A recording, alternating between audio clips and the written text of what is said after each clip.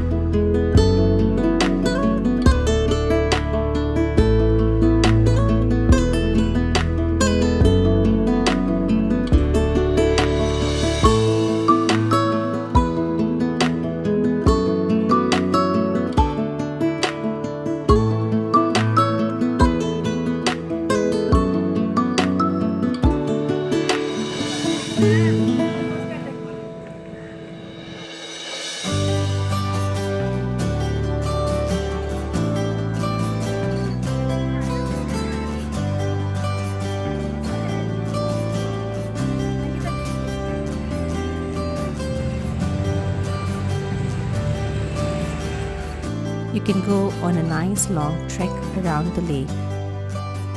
The lake has many ducks that keep swimming across and add to the peace and tranquility of that area.